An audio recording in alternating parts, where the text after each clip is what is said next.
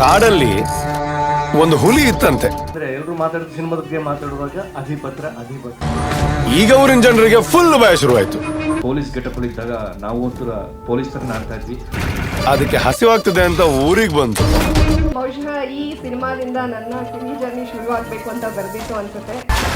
ಮತ್ತೆ ಸತ್ತದು ಒಬ್ಬ ವ್ಯಕ್ತಿ ಅಲ್ವಾ, ಅವ್ರು ಬಿಟ್ಬಿಟ್ರು. ಸೂಪರ್ ಆಗಿರುವಂತ ಕತೆ ಇದೆ. ಆ ಕಥೆನ ಹೇಳೋದಕ್ಕೆ ನಾನು ಮುಂದೆ ಇದ್ದೀನಿ.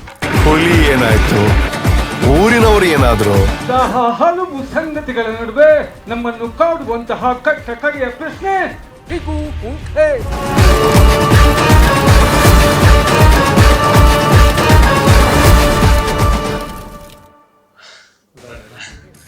ಮೊದಲನೇದಾಗಿ ಎಲ್ರಿಗೂ ನಮಸ್ಕಾರ. ಸ್ವಲ್ಪ ಲೇಟ್ ಆಗಿ ಬಂದಿದ್ದಕ್ಕೆ ಸಾರಿ ಕೇಳ್ತೀನಿ. ಏನಕ್ಕೆ ಅಂತಂದ್ರೆ ಹುಷಾರಿಲ್ಲ ನಮಗೆ. ಇವತ್ತು ನಿನ್ನೆ ಇಂಡಿಯಾ ಇಂಗ್ಲೆಂಡ್ ಮ್ಯಾಚ್ ಇತ್ತು, ಮುಂಬೈಯಿಂದ ಬರ್ಬೇಕಾದ್ರೆ ಲೇಟ್ ಆಯ್ತು ಫ್ಲೈಟು. ಆದ್ರೂ ಅದೆಲ್ಲ ಕಾರಣ ಅಲ್ಲ, ಅದು ರಿಯಲಿ ಸಾರಿ. ಖುಷಿ ಏನು ಅಂತಂದ್ರೆ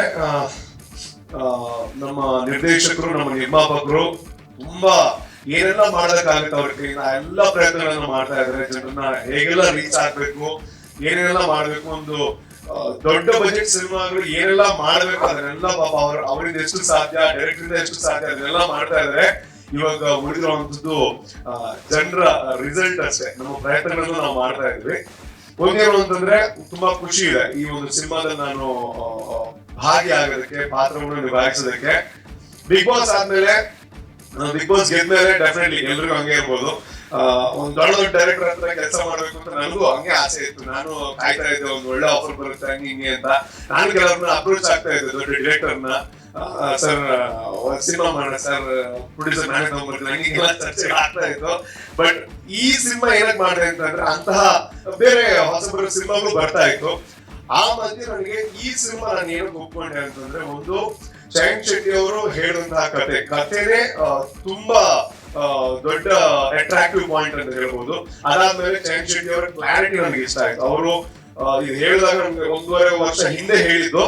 ಆವಾಗ ಅವ್ರಿಗೆ ಸ್ಕೆಚಸ್ ಎಲ್ಲ ತೋರಿಸಿದ್ರು, ಹಿಂಗ್ ಬರುತ್ತೆ, ಇಂಟರ್ವಲ್ ಹಿಂಗ್ ಬರುತ್ತೆ, ಕ್ಲೈಮ್ಯಾಕ್ಸ್ ಈ ವಿಷಯ ಹೇಳಕ್ ಹೊರಟಿದೀನಿ. ನಮ್ಮ ಒಂದು ಕಲ್ಚರ್ ಆಗಿರುವಂತಹ ಆರ್ಟಿಕಲ್ಸ್ ಒಂದ್ ಸ್ವಲ್ಪ ಇದು ಕನೆಕ್ಟೆಡ್ ಮಾಡ್ತಾ ಇದ್ದೀನಿ ಅಂತೆಲ್ಲ ಹೇಳಿದಾಗ ನನಗೆ ಅಂದ್ರೆ ಅವ್ರ ಮೊದಲ ಸಿನಿಮಾ ಅಂತಂದಾಗ ನಾವು ಬ್ಲೈಂಡ್ಲಿ ನಂಬಬೇಕಷ್ಟೇ. ನಮ್ಗೆ ಗೊತ್ತಿಲ್ಲ ಅವ್ರು ಏನ್ ಮಾಡ್ತಾರೆ ಅಂತ. ಅವ್ರು ಹೇಳೋದನ್ನ ನಂಬಬೇಕು, ಅವ್ರು ಮಾಡಿದ್ಮೇಲೆ ನೋಡಕ್ಕಾಗತ್ತೆ ಸಿನಿಮಾ ಹೇಗೆ ಅಂತ. ಬಟ್ ಇವಾಗ ಫುಲ್ ಕೆಲಸ ಆದ್ಮೇಲೆ ನೋಡಿಲ್ಲ, ಬಟ್ ರಫ್ ಕಟ್ ಆದ್ಮೇಲೆ ನಾನು ನೋಡಿದೆ. ಅವ್ರು ಏನ್ ಹೇಳಿದ್ದಾರೆ ಅದನ್ನ ಖಂಡಿತವಾಗ್ಲೂ ಪರದೆಯಲ್ಲಿ ತಗೊಂಡ್ ಬಂದಿದ್ದಾರೆ. ಅವರ ಒಂದು ಏನು ಕನ್ಸಿತ್ತು ಹೀಗ್ ಮಾಡ್ಬೇಕು ಅಥವಾ ಈ ಕಥೆಯನ್ನ ಹೇಳ್ಬೇಕು, ಅವರ ಊರಿನ ಅಥವಾ ನನ್ನ ಊರಿನ ಕಥೆಯನ್ನ ಹೇಳ್ಬೇಕು ಅಂತ ಅದನ್ನ ತುಂಬಾ ನೀಟಾಗಿ ಮಾಡಿದ್ದಾರೆ. ಸೊ ಹಾಗಾಗಿ ಈಗ ನಾನು ಇನ್ನೂ ಕ್ಯೂರಿಯಾಸಿಟಿಯಿಂದ ಕಾಯ್ತಾ ಇದ್ದೀನಿ. ಈಗ BGM ಎಲ್ಲ ಪರ್ಫೆಕ್ಟ್ ಆದ್ಮೇಲೆ ಹೇಗ್ ಬರುತ್ತೆ ಅಂತ ನಾನು ಒಬ್ಬ ಆಡಿಯನ್ಸ್ ಆಗಿ ಕಾಯ್ತಾ ಇದ್ದೀನಿ. ನಾಡಿದ್ದು 7ನೇ ತಾರೀಕು ಅವಾಗ ಬರುತ್ತೆ. ಅದಕ್ಕೆ ಮುಂಚೆ ಪ್ರೀಮಿಯರ್ ಶೋ ಇದ್ರೆ ಅದಕ್ಕೆ ಮುಂಚೆ ನೋಡ್ತೀವಿ ನಾವು. ಖುಷಿ ಏನು ಅಂತಂದ್ರೆ ನಮ್ಮ ಗುರುಗಳಿದ್ರು, ಇದೇನೋ ಅಬ್ಬರ ಇರುವಂತಹ ಸಿನಿಮಾ ಅಲ್ಲ, ಅಥವಾ ಆಕ್ಷನ್ ಇರುವಂತಹ ಸಿನಿಮಾ, ಅಥವಾ ಒಂದು ಬಿಲ್ಡಪ್ ಇರುವಂತಹ ಸಿನಿಮಾ ಅಲ್ಲ. ಒಂದು ಸೂಪರ್ ಆಗಿರುವಂತಹ ಕಥೆ ಇದೆ. ಆ ಕಥೆನ ಹೇಳೋದಕ್ಕೆ ನಾನು ಮುಂದೆ ಇದ್ದೀನಿ.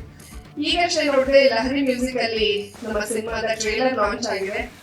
ಇನ್ನು 6 days ಆಗಿಲ್ಲ, ಆಗ್ಲೇ 1 million ವ್ಯೂಸ್ ಆಗಿದೆ. ಸೊ ಅದೇ ಹೇಳಿದ್ರೆ ಜನರಿಗೆ ಎಷ್ಟು ಇಷ್ಟ ಆಗ್ತಾ ಇದೆ ಅಂತ. ಅಲ್ಲಿರೋ ಕಮೆಂಟ್ಸ್ ಇರ್ಬೋದು, ಮೇಕಿಂಗ್ ಬಗ್ಗೆ ಮಾತಾಡ್ತಾ ಇರೋದಿರ್ಬೋದು, ಅದು ಒಂದು ರೀಚ್ ಟಾಕ್ ಕ್ರಿಯೇಟ್ ಮಾಡಿದೆ ಅನ್ನೋದಕ್ಕೆ ಬೆಳಗ್ಗೆ ತಾನೇ ಒಂದು ಮೂವಿ ಜೊತೆಗೆ ನನಗೊಂದು ಮೀಟಿಂಗ್ ಇತ್ತು, ಇಂಟರ್ವ್ಯೂ ಇತ್ತು. ಅವ್ರುಗಳು ಹೇಳ್ತಾ ಇದ್ದಾರೆ, ಒಂದು ರೂಮ್ ಅಲ್ಲಿ ದೊಡ್ಡ ಸ್ಕ್ರೀನ್ ಅಲ್ಲಿ ನಮ್ಮ ಸಿನಿಮಾದ ಟ್ರೇಲರ್ ಹಾಕೊಂಡು ಎಲ್ರು ನೋಡುದಂತೆ. ಅಂದ್ರೆ ಎಷ್ಟು ಟಾಕ್ ಕ್ರಿಯೇಟ್ ಆಗ್ತಾ ಇದೆ, ಎಲ್ರಿಗೂ ಎಷ್ಟು ರೀಚ್ ಆಗ್ತಾ ಇದೆ ಅನ್ನೋದು ಅದರಿಂದ ಗೊತ್ತಾಗುತ್ತೆ. ಅವರು ಕೂಡ Feb 7 ಬರ್ಬೇಕಾಗಿತ್ತು, Feb 28 ಹೋದ್ರು. ನಮ್ ಸಿನಿಮಾ ಏನಾದ್ರು ಟ್ರೇಲರ್ ನೋಡಿ ಭಯ ಪಡ್ಲ ಅಂತ ಹೇಳಿ ನಾನು ಜೋಕ್ ಮಾಡಿ ಬಂದಿದ್ದೀವಿ. ಅದ್ರಾಚೆಗೆ ಯಾರೇ ಟ್ರೇಲರ್ ನ ನೋಡ್ಲಿ ಅದ್ಭುತವಾಗಿದೆ, ಮೇಕಿಂಗ್ ಚೆನ್ನಾಗಿದೆ, ಕ್ಯೂರಿಯಾಸಿಟಿ ಇದೆ, ಟರ್ನ್ಸ್ ಇದೆ, ಟ್ವಿಸ್ಟ್ ಇದೆ ಅಂತ ಹೇಳ್ತಾ ಇದ್ದಾರೆ. ಸೊ ನಿಮ್ಮೆಲ್ಲರ ಪ್ರೀತಿಗೂ ಥ್ಯಾಂಕ್ ಯು ವೆರಿ ಮಚ್. ಅದ್ರಲ್ಲೂ ಅಮೃತರಾಜ್ ಸರ್ ಬಂದಿದ್ರು. ಅವ್ರಿಂದ ಕಾರ್ಯಕ್ರಮಗಳಿಗೆ ಐ ಥಿಂಕ್ ಫಸ್ಟ್ ಟೈಮ್ ಅನ್ಸುತ್ತೆ ನನ್ನ ಕರೆಗೆ ಹೋಗೋದು ಬಂದಿದ್ದಕ್ಕೆ, ಅವ್ರಿಗೂ ಕೂಡ ಥ್ಯಾಂಕ್ ಯು. ಅದ್ರಲ್ಲೂ ಮುಖ್ಯವಾಗಿ ಚಯನ್ ಶೆಟ್ಟಿ ಸರ್ಗೆ ನಾನ್ ಥ್ಯಾಂಕ್ಸ್ ಹೇಳ್ಬೇಕು. ನನ್ನ ಎಷ್ಟೋ ಜನ ಈಗ ರಿಷಬ್ ಶೆಟ್ಟಿ ಸರ್ ಕೂಡ ಮೀಟ್ ಆದಾಗ ಹರಿಕತೆ ಎಲ್ಲ ಗಿರಿಕತೆಗೆ ನಿಮ್ಮನ್ನ ನಾವು ಹಾಕೋಬೇಕು ಅಂತೆಲ್ಲ ಹೇಳ್ತಾ ಇದ್ರು. ಅವಾಗ ಯಾವ ಥಾಟು ಇರ್ಲಿಲ್ಲ ಸಿನಿಮಾ ಮಾಡೋದು. ಬಹುಶಃ ಈ ಸಿನಿಮಾದಿಂದ ನನ್ನ ಸಿನಿ ಜರ್ನಿ ಶುರು ಆಗ್ಬೇಕು ಅಂತ ಬರ್ತಿತ್ತು ಅನ್ಸುತ್ತೆ. ಚಯನ್ ಶೆಟ್ಟಿ ಸರ್ಗೆ, ಕುಲ್ದೀಪ್ ಸರ್ಗೆ ನಾನು ಹಾರ್ಟ್ಲಿ ಥ್ಯಾಂಕ್ಸ್ ಹೇಳಕ್ ಇಷ್ಟಪಡ್ತೀನಿ. ಈ ನಮ್ಮ ರೂಪೇಶ್ ಶೆಟ್ಟಿ ಅವರು ನಮ್ಮ ಫ್ಯಾಮಿಲಿ ಅಂತ ಹೇಳ್ಬೋದು. ಮಂಗಳೂರಲ್ಲಿ ಅವರು ಕೂಡ ನಮ್ಮ 92 ಪಾಯಿಂಟ್ಸ್ ನಂಬಿಕೆ ಆರ್ಜಿ ಆಗಿದ್ದಂತೆ OTT ಬಿಗ್ ಬಾಸ್ಗೆ ಎಂಟ್ರಿ ಆಗ್ತಾರೆ. ಅದಾದ ನಂತರ ಮೇನ್ ಟಿವಿ ಸ್ಟ್ರೀಮ್ಗೆ ಎಂಟ್ರಿ ಆಗ್ತಾರೆ. ವಿನ್ನರ್ ಆಗಿ ಕೂಡ ಬರ್ತಾರೆ. ತುಂಬಾ ಹೆಮ್ಮೆ ಇದೆ sir. Thank you so much. So ನಾವು ನೋಡಿದಾಗ ಅನ್ನಿಸ್ತು, ನಾವೆಲ್ಲ ಬೆಳಿಬೇಕಾದ್ರೆ ಡಾಕ್ಟರ್ ರಾಜ್ ಸರ್ ಮತ್ತೆ ನಮ್ಮ ವಿಷ್ಣು ಸರ್, ಶಂಕರನಾಥ್ ಸರ್ ಒಂದು ಪೊಲೀಸ್ ಗೆಟಪ್ ಇದ್ದಾಗ ನಾವು ಪೊಲೀಸ್ ತರ ಆಡ್ತಾ ಇದ್ವಿ. ಅದಾದ ನಂತರ ದೇವರಾಜ್ ಸರ್ ಸಾಕಷ್ಟು ಪೊಲೀಸ್ ಮಾಡ್ತಾ ತುಂಬಾ ಇನ್ಸ್ಪೈರ್ ಮಾಡಿದ್ರು.